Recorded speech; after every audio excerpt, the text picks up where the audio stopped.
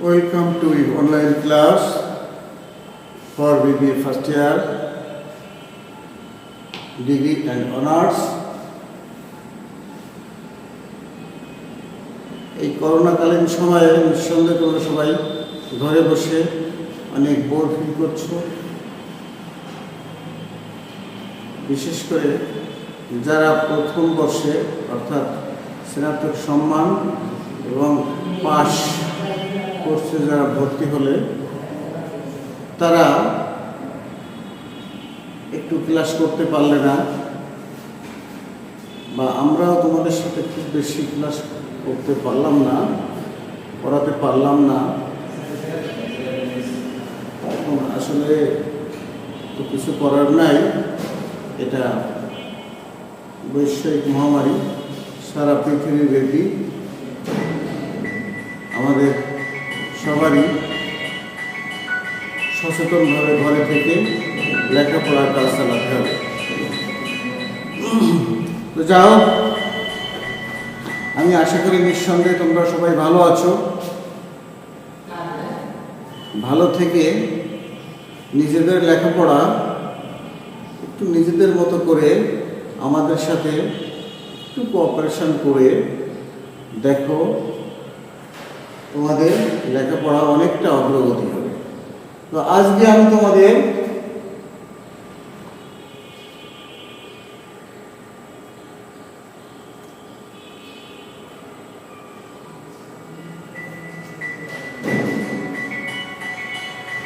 সর্বপ্রথম আমি আমার পরিচয়টা তোমরা জানো নিঃসন্দেহে, আবার একটু দিই। আমি Debdas Baroi, lecturer accounting, Mongla government college. তো আমি তোমাদের সাথে প্রিন্সিপালস অফ অ্যাকাউন্টিংয়ের প্রথম অধ্যায় নিয়ে আলোচনা করব।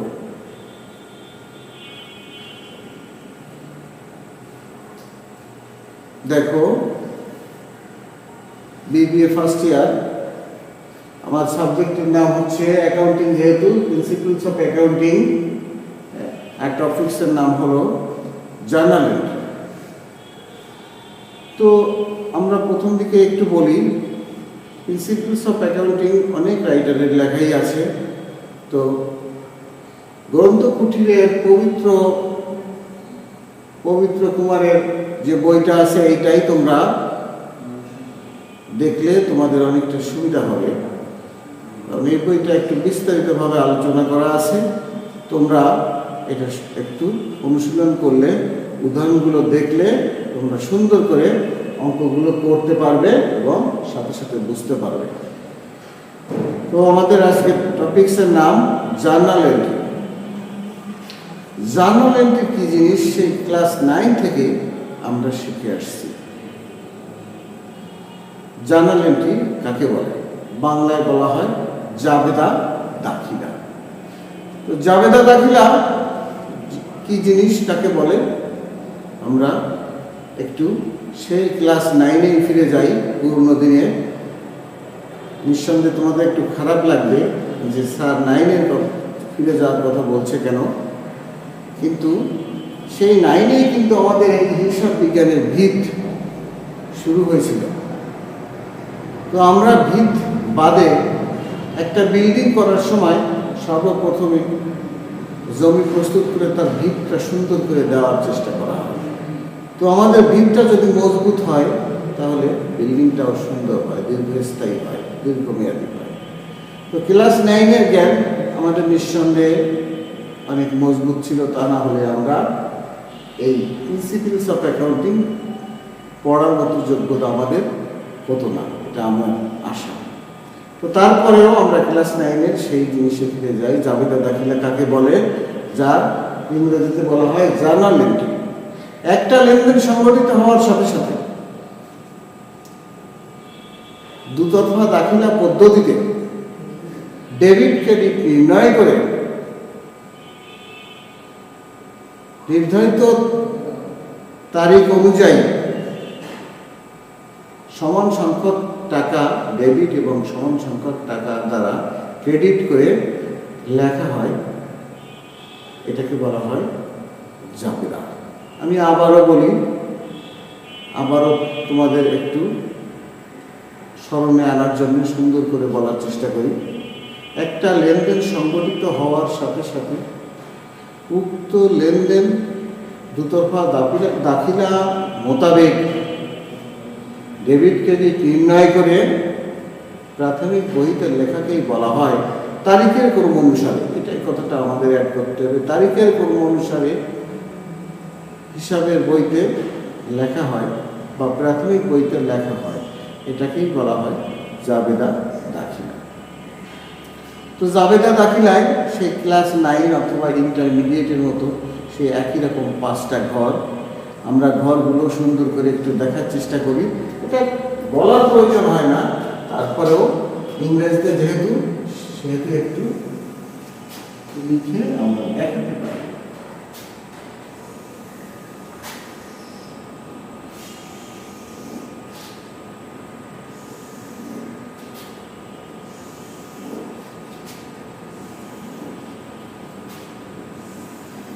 এই 5টা ঘর, এটা হলো জাবেদা দাখিলা বা ইংরেজিতে বলা হয় জার্নাল এন্ট্রি। জার্নাল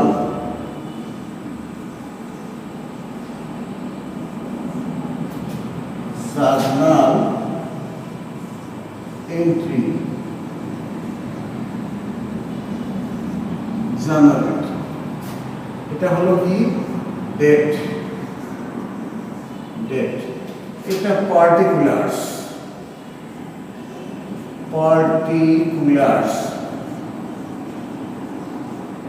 অথবা অ্যাকাউন্টস টাইটেল, যেটা খুশি আমরা লিখতে পারি। পার্টিকুলার্স অথবা অ্যাকাউন্টস টাইটেল, যেটা নাকি ক্লাস 9 অথবা ইন্টারমিডিয়েট ক্লাসে আমরা লিখতাম বিবরণ, এটাকে বলা হবে পার্টিকুলার্স অথবা অ্যাকাউন্টস টাইটেল। এটা কি খতিয়ান পৃষ্ঠা অর্থাৎ LF, লেজার ফোলিও। LF অর্থাৎ লেজার ফোলিও, খতিয়ান পৃষ্ঠা। এটা হলো কি ডেবিট টাকা, আর এটা হলো ক্রেডিট টাকা। ঠিক আছে, that is structure of journal entry. তো ঠিক আছে, আমরা জার্নাল কাকে বলেন, জার্নাল এন্ট্রি কাকে বলেন? জাবেদা দাখিলা একটা লেনদেন সংগঠিত হওয়ার সাথে সাথে দুতরফা দাখিলা পদ্ধতিতে ডেবিট ক্রেডিট নির্ণয় করে এই প্রাথমিক বইটায় লেখা হয়। এইটাকে বলা হয় জাবেদা দাখিলা অর্থাৎ জার্নাল এন্ট্রি। ক্লিয়ার? ঘরগুলো আমরা দেখলাম। এবার আমরা আসি একটা প্রবলেমে আসি, আমরা দেখি কিভাবে জার্নাল, সেই ইন্টারমিডিয়েট ক্লাসের মতোই, শুধুমাত্র একটু ইংরেজিতে। এবং ইংরেজিতে আপাতত দৃষ্টিতে তোমাদের একটু কষ্ট হবে, কিন্তু তুমি যখন ইংরেজিতে করতে করতে অভ্যস্ত হওয়া, আমরা যেহেতু বাঙালি, ইংলিশ আমাদের একটু দুর্বোধ্য ভাষা, তারপরেও যখন আমাদের করতে করতে অভ্যাস হয়ে যাবে, তখন বাংলা থেকে ইংলিশে করতে তুমি আরো বেশি স্বাচ্ছন্দ্য অনুভব করবা। তো আমরা আসি, আমরা প্রত্যেকটা ইংলিশের ওয়ার্ড বাংলায় অনুবাদ করে করার চেষ্টা করব, যাতে করে নাকি তোমাদের সুবিধা হবে। প্রবলেম দেখি। অন এপ্রিল, অন মানে এপ্রিল মাসের 1 তারিখে the following transactions were completed during the month. এই নিম্নলিখিত যে ট্রানজেকশনস অর্থাৎ লেনদেনগুলি, নিম্নলিখিত লেনদেনগুলি এই এপ্রিল মাসে সংগঠিত হয়েছে। আমরা একটু দেখি। Mister x started a new business. Mr. X started a new business with cash 1,10,000 as capital. Mister x নামক একজন ব্যক্তি সে কি করলো, একটা ব্যবসা, ছোট একটা ব্যবসা শুরু করলো 1,10,000 টাকা মূলধন নিয়ে। তো এই 1,10,000 টাকা মূলধন নিয়ে ব্যবসা শুরু করলো। সেই ইন্টারমিডিয়েট ক্লাসে আমরা চলে যাই, যখনই নগদ টাকা নিয়ে ব্যবসা শুরু করবে তখনই আমাদের বাংলায় কি জাবেদা হবে, নগদান হিসাব ডেবিট আর মূলধন হিসাব ক্রেডিট। নগদান হিসাব ডেবিট, মূলধন হিসাব ক্রেডিট, সেইটুকু শুধু আমাদের ইংলিশে লিখতে হবে। তাহলে আমরা লিখি এপ্রিল 1।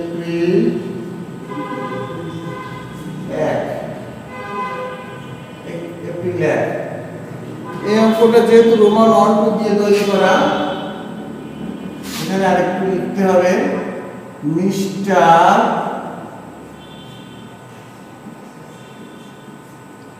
এক্স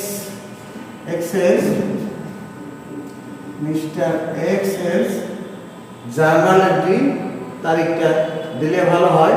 তো যেহেতু এখানে আমরা তারিখ দিলাম, যে কোনো একটা সাল হতে পারে, আমরা লিখি 2020 সাল, এপ্রিলের 1 তারিখে এই সকল লেনদেনগুলি সংগঠিত হলো। রোমান 1 ডেটের পরে আমাদের ডেটটাই লেখা উচিত, কিন্তু ডেট দিয়ে যেহেতু অঙ্কটা রোমান সংখ্যায় আছে, সেহেতু এটা ওই ডেটের পরে আমরা রোমান সংখ্যা দিয়েই করব। ডেটটা তো উপরে লিখলাম। তো কি, mister x started a new business with cash 1,10,000 as capital. তাহলে আমাদের জাবেদা কি হবে, ক্যাশ।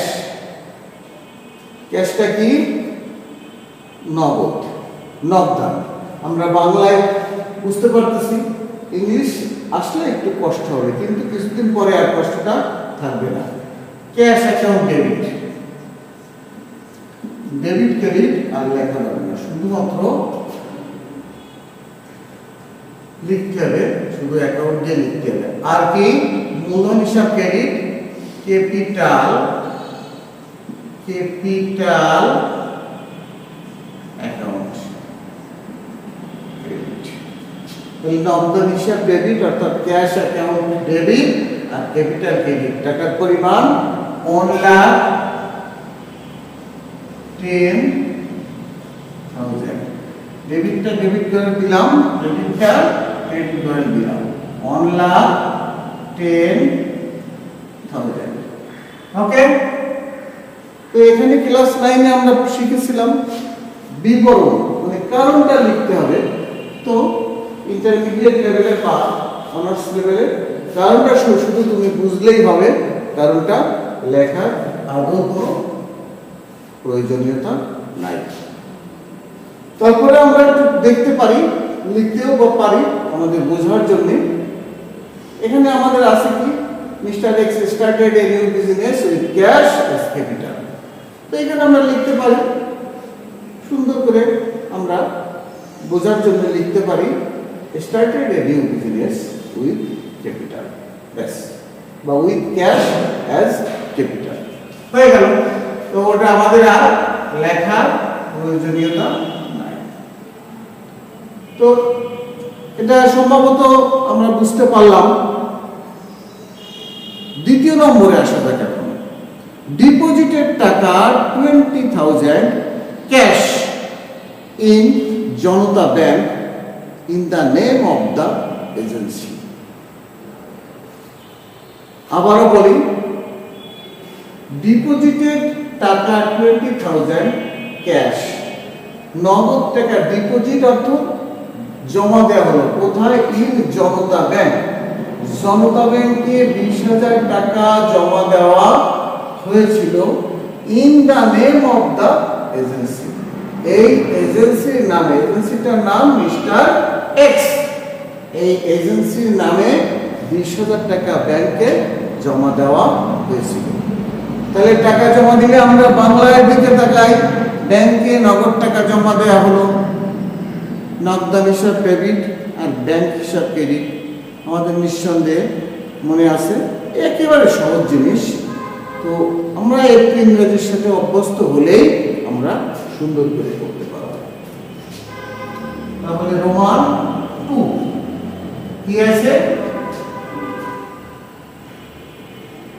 ব্যাংকে টাকা জমা দেওয়া হলো। তাহলে ব্যাংকে টাকার পরিমাণ বেড়ে গেল। জনতা ব্যাংক আমরা লিখতে পারি, লিখি, যেহেতু জনতা ব্যাংক দেওয়া আছে,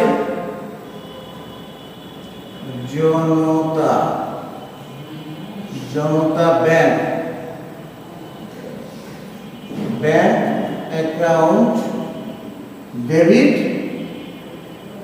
আর জমা দিচ্ছে কি টাকা, অর্থাৎ সম্পদের পরিমাণ কমে গেল। তাহলে ক্যাশ অ্যাকাউন্ট ক্রেডিট, টাকার পরিমাণ 20,000,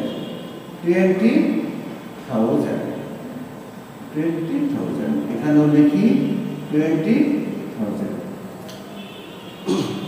তাহলে দ্বিতীয় নম্বরে কোনো সমস্যা আশা করি আমাদের আর থাকলো না। জনতা ব্যাংকে টাকা জমা দেওয়া হলো, জনতা ব্যাংক অ্যাকাউন্ট ডেবিট, আর কি ক্যাশ অ্যাকাউন্ট ক্রেডিট। ঠিক আছে। নাম্বার 3 কি আছে দেখি, paid office rent for April, টাকা 400। অফিস রেন্ট পরিশোধ করা হলো। অফিস রেন্ট অর্থাৎ কি, অফিসের ভাড়া, বা বেতন। অফিসের একজন কর্মচারী একদিনের জন্য 400 টাকা বেতন তাকে দেওয়া হবে। আসি আমরা রোমান 3-তে কি আছে একটু খেয়াল করি। তাহলে কি লিখতে হবে, জায়গাটা কি হবে, অফিস রেন্ট অ্যাকাউন্ট ডেবিট, আর দেয়া হলো কি নগদ টাকা দেয়া হলো, ক্যাশ অ্যাকাউন্ট ক্রেডিট। টাকার পরিমাণ 400 টাকা।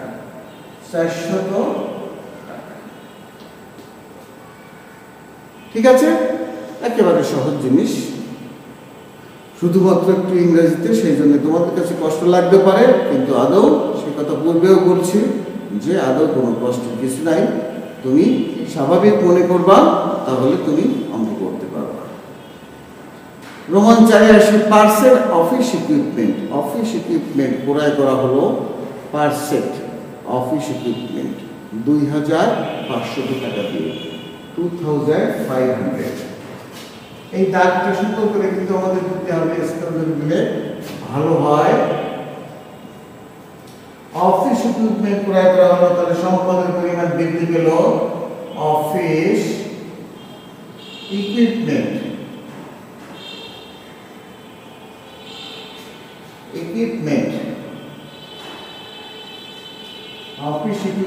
ডেবিট, যেহেতু স্থায়ী সম্পত্তি ক্রয় করা হলো নগদ টাকা দিয়ে, এখানে বলা নাই, তারপরেও যেহেতু বাকির কথাও কিছু বলা নাই, ক্যাশ অ্যাকাউন্ট ক্রেডিট, টাকার পরিমাণ 2,500 টাকা, 2,500 টাকা। কোনো অসুবিধা হলে আশা করি হবে না।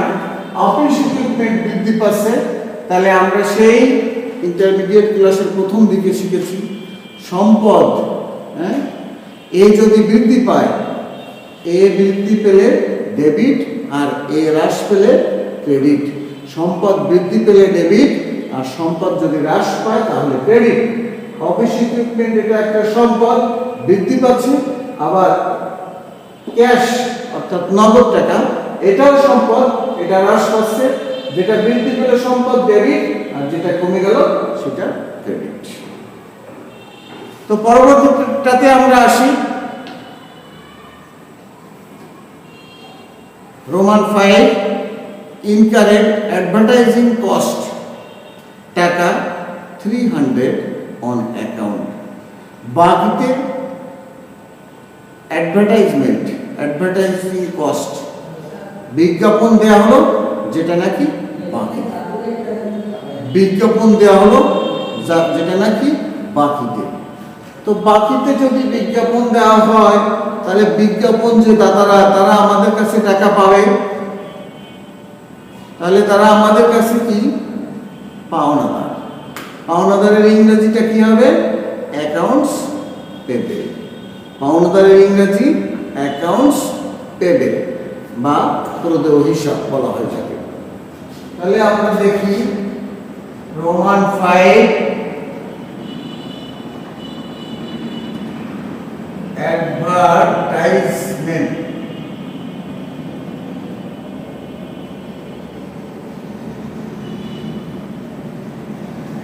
অ্যাডভার্টাইজমেন্ট এক্সপেন্সেস মানে বিজ্ঞাপন খরচ। এক্সপেন্সেস কে সংক্ষেপে লেখা হয় EXPS, এক্সপেন্সেস।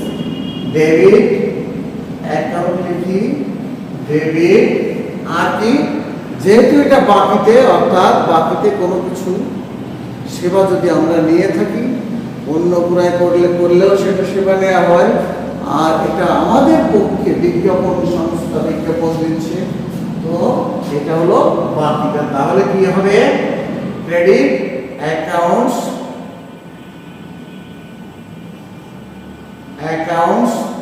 পেবেল।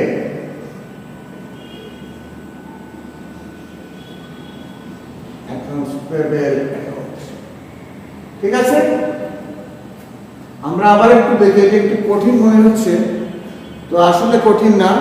বাকিতে বিজ্ঞাপন দেওয়া হলো, বাকিতে বিজ্ঞাপন দেওয়া হলো। তাহলে বাকিতে যদি বিজ্ঞাপন দেওয়া হয়, বিজ্ঞাপন একটা খরচ, তাহলে বিজ্ঞাপন খরচটা ডেবিট। হ্যাঁ, আর হলো যেহেতু বাকিতে দিলে অ্যাকাউন্টস পেবেল, দায় বেড়ে যাবে। তো দায়ের নাম হচ্ছে অ্যাকাউন্টস পেবেল। দায় বেড়ে গেলে হয় ক্রেডিট, আর এল যদি বৃদ্ধি পায় তাহলে ক্রেডিট, আর এল যদি হ্রাস পায়, লায়াবিলিটি যদি হ্রাস পায় তাহলে ডেবিট। তো এখানে দায়ের পরিমাণ বেড়ে গেল, অর্থাৎ অ্যাকাউন্টস পেবেল ক্রেডিট। ঠিক আছে, আমরা পরবর্তীটাতে চলে আসি। পেইড টাকা 600 cash for office supply. Office সাপ্লাইয়ের জন্য, অফিস সাপ্লাই কি? অফিস সাপ্লাই এটা অনেকটা মনিহারি হতে পারে। অফিসের কাজে ব্যবহৃত বিভিন্ন জিনিসপত্র, খুচরা জিনিসপত্র, আলপিন হতে পারে, ছোটখাটো ব্যাগ হতে পারে, শপিং ব্যাগ, জেন্টস ক্লিপ হতে পারে, স্টাপলার হতে পারে, এগুলো হতে পারে। এটা হচ্ছে অফিস সাপ্লাইস। তো অফিস সাপ্লাইস ক্রয় করা হলো, কি লেখা আছে? পেইড টাকা 600 cash for office supply. Office সাপ্লাইয়ের জন্য টাকা 600 টাকা পরিশোধ করা হলো। তাহলে এটা নাম্বার 6। তাহলে লিখি অফিস সাপ্লাইস।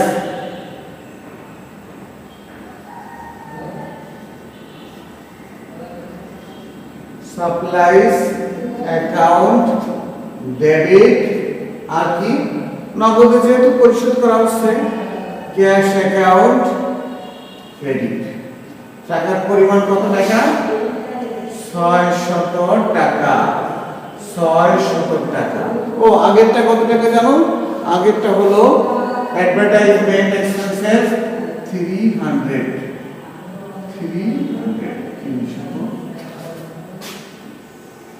তো নিচে তো শেষ হয়ে গেল। তাহলে আমরা উপরের দিকে মুছে, আর কটা আছে? আর 3টা আছে। তো আমরা উপরের দিকে 3টা মুছে আমরা করতে পারি। আমরা উপরের দিকে 3টা মুছে করার চেষ্টা করি। উপর দিকে 3টা মুছে আমরা করতে পারি।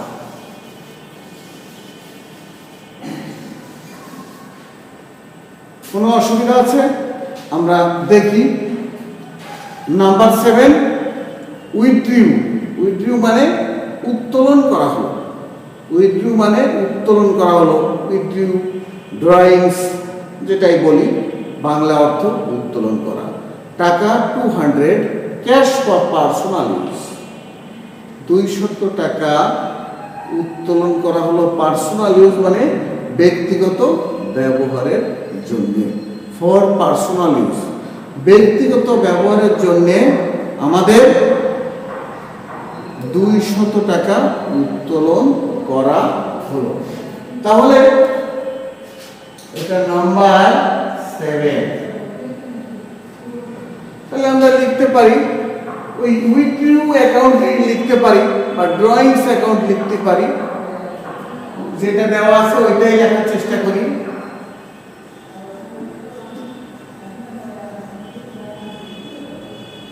উইথড্রিউ অ্যাকাউন্ট ডেবিট, আর যেহেতু চলে যাচ্ছে ক্যাশ, চলে যাচ্ছে ক্যাশ অ্যাকাউন্ট ক্রেডিট।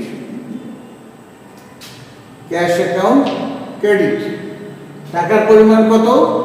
টাকার পরিমাণ হলো 200, অর্থাৎ 200 টাকা। 200 টাকা। পরবর্তীটা আমরা দেখি, paid the amount due in transaction. সুন্দর একটা জিনিস, এটা একটু বুদ্ধি করে দেওয়া এখানে। এটা আমাদের হিসাব করে বের করতে হবে। কি বলা আছে আমরা আবার দেখি, পেইড দ্য অ্যামাউন্ট ডিউ, যে অ্যামাউন্টটা বাকি রয়েছে ইন ট্রানজাকশনস, লেনদেনগুলোতে যে অ্যামাউন্টটা বাকি রয়েছে সেটা পরিশোধ করা হলো। তাহলে আমরা দেখি প্রথম থেকে দেখি। প্রথমটা ক্যাপিটাল নিয়ে ব্যবসা শুরু করা হয়েছিল, ব্যাংকে জমা দেওয়া হয়েছিল, পেইড অফিস রেন্ট ওটা নগদে দেওয়া হয়েছিল, পারচেজ অফিস ইকুইপমেন্ট নগদে ক্রয় করা হয়েছিল, ইনকারেড অ্যাডভার্টাইজিং কস্ট টাকা 300 অন অ্যাকাউন্ট। এইটা হলো বাকিতে। তো কি আছে বাকিতে? বিজ্ঞাপন খরচ, বিজ্ঞাপন দেওয়া হয়েছিল বাকিতে। তাহলে বাকি ছিল কত?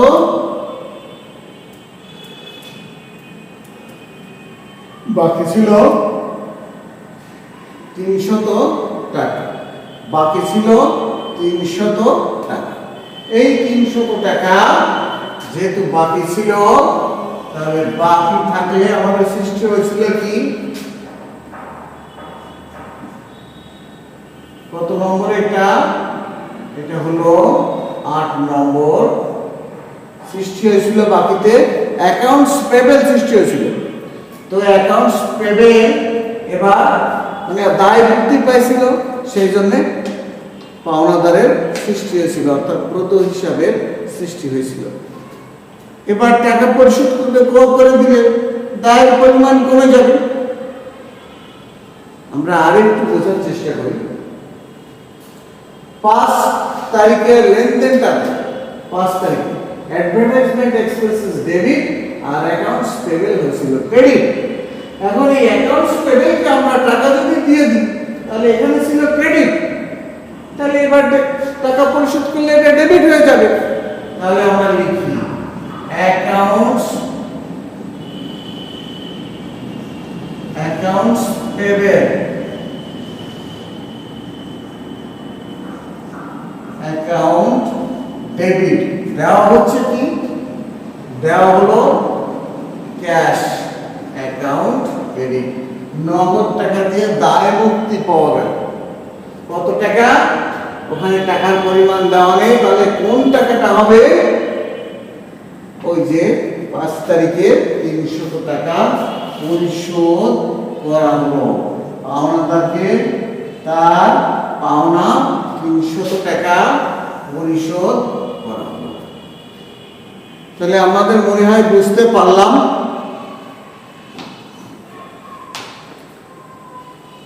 পরবর্তীতে লাস্ট আরেকটা আছে 9 নম্বর। 9 নম্বরে কি আছে আমরা একটু দেখার চেষ্টা করি। Paid employee salary. এমপ্লয়ি মানে চাকরিজীবী, যাকে নিয়োগ দেওয়া হয়েছিল, তাকে 1200 টাকা পরিশোধ করা হলো। তাহলে নগদ টাকা পরিশোধ করা হলো কিসের বিনিময়ে? স্যালারির জন্য। তো দেখি আমরা স্যালারি এক্সপেন্সেস ডেবিট আর কি অ্যাকাউন্ট দিতে হবে। ডেবিট যেহেতু ক্যাশ দেওয়া হচ্ছে, ক্যাশ অ্যাকাউন্ট ডেবিট। কত টাকা স্যালারি? একদিনের জন্য 1200 টাকা। 1200 টাকা। তো এই হলো আমাদের জার্নাল এন্ট্রি। তো যোগ, এখানে ডেবিট টাকা ক্রেডিট টাকা যোগ সাধারণত করা লাগে না, একটু সৌন্দর্যের খাতিরে যোগ করলেও অসুবিধা নাই। তো আমরা একেবারে সহজ সোজা দাগটা টেনে দিই।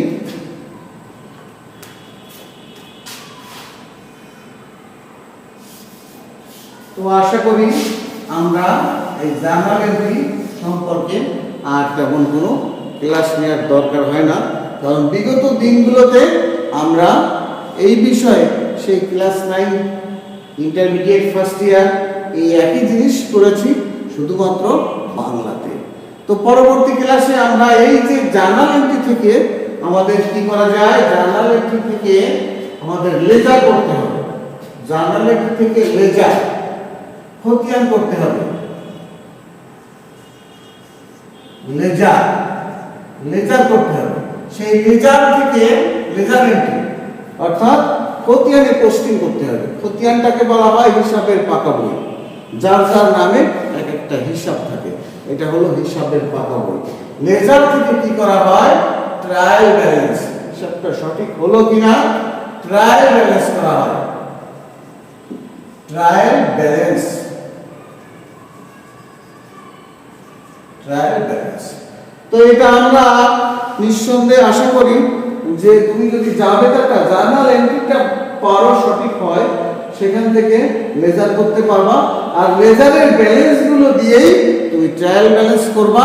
তোমার জার্নাল এন্ট্রি যদি সঠিক হয়, ট্রায়াল ব্যালেন্স মিলে যাবে, লেজারও সঠিক হবে। আর পরবর্তীতে লেজারের ব্যালেন্সিং যদি সঠিক হয়, তখন ট্রায়াল ব্যালেন্স মিলে যাবে। তো আমি মনে করি না যে এই বিষয়ে আর বেশি কিছু কথা বলা লাগবে তোমাদের সাথে। তো আজকের মতো তোমরা ভালো থাকো। Thank you everybody.